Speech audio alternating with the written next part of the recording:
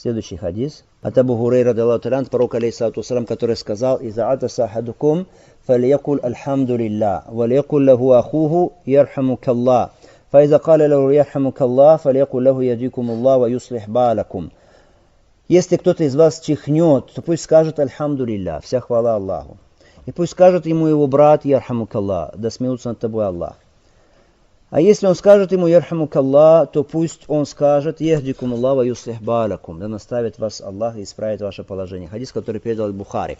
Если кто-то чихнет, аль-рутас, чихание, ученые говорят, что это такое. Это воздух, который пронизывает тело. И из милости Аллаха субхану ва тааля выведение этого воздуха.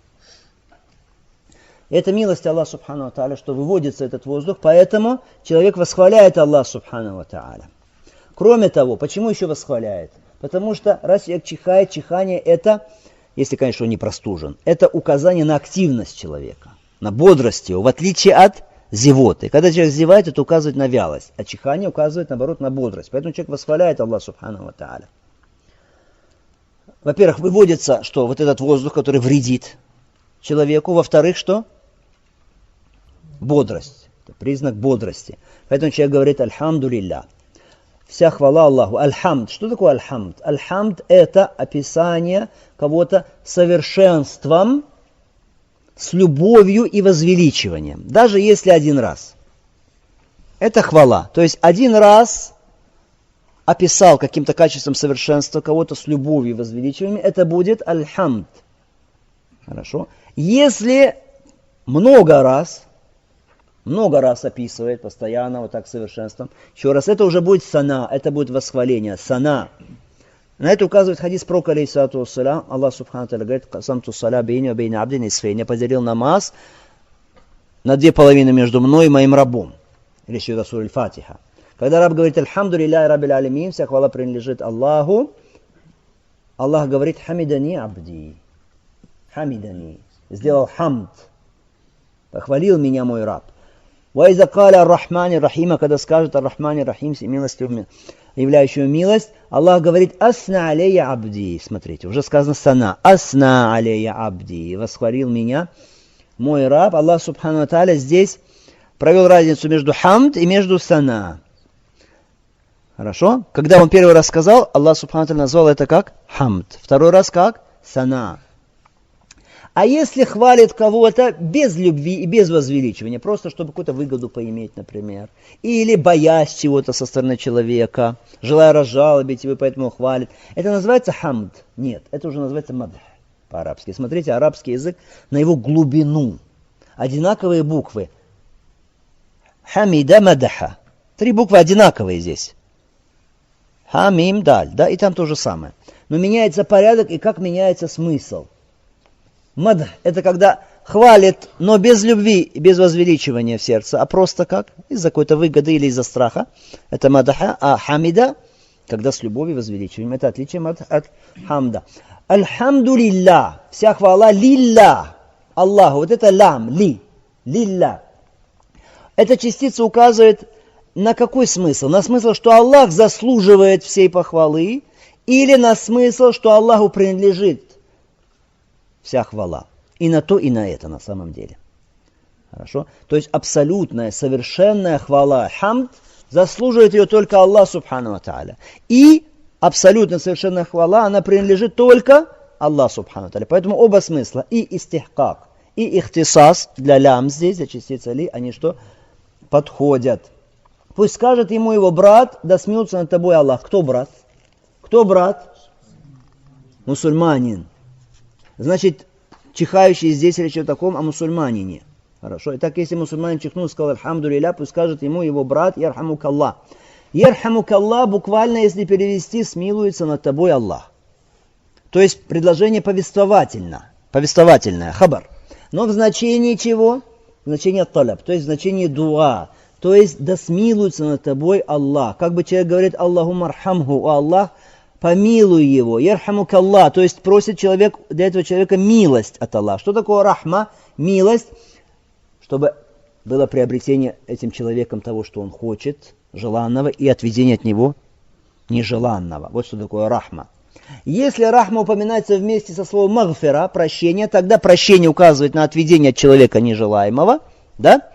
А рахма указывает на получение человеком желаемого. А если просто рахма, тогда указывает и на то, и на это. Понятно?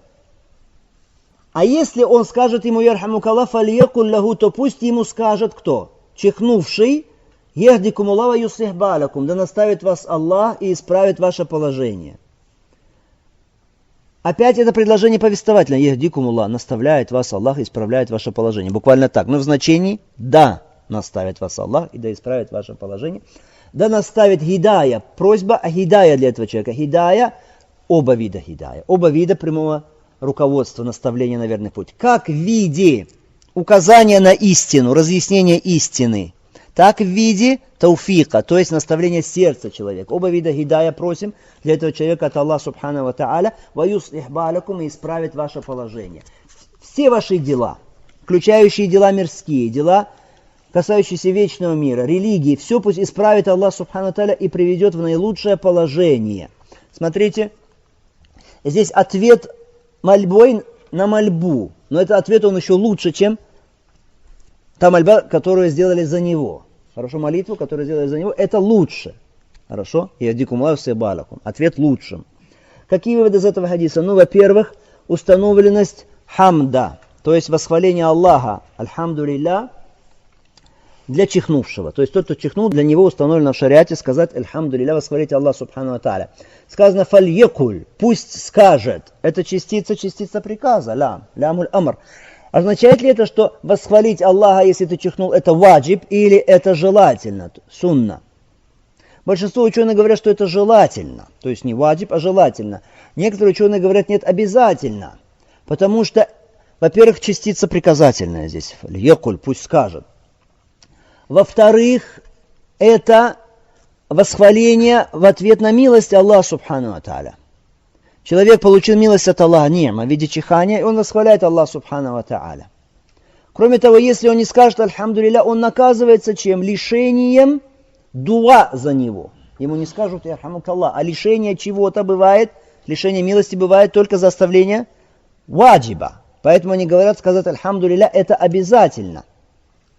То есть указывает на вуджуб.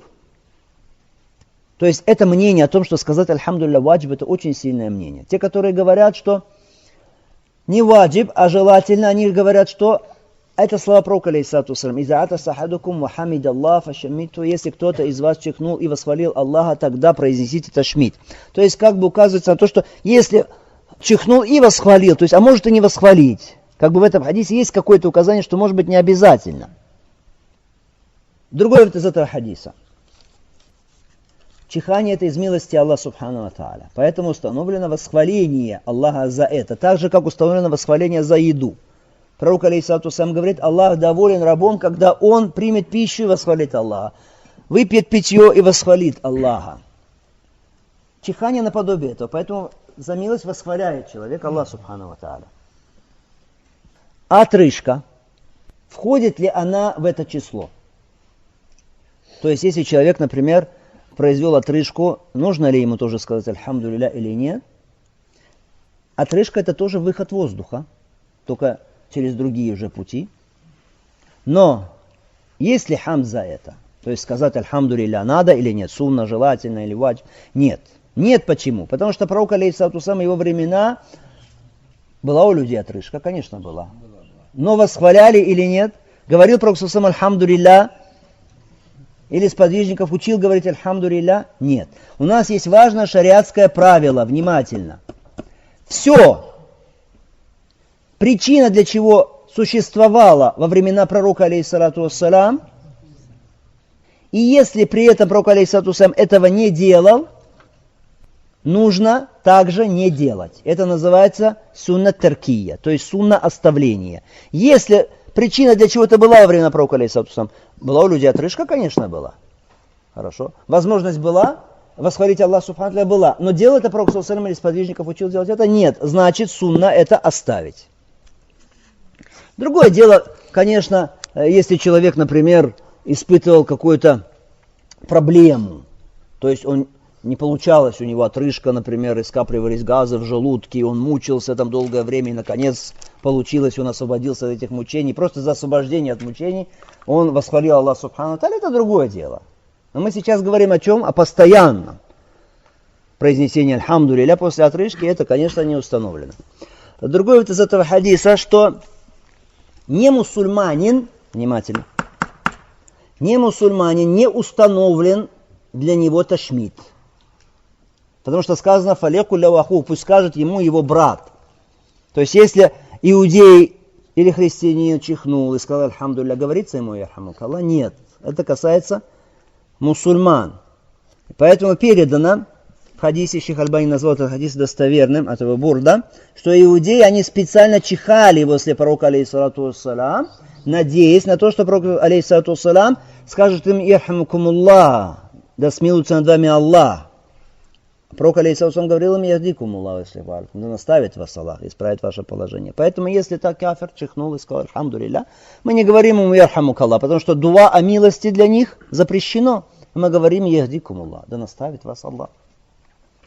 Да наставит вас Аллах.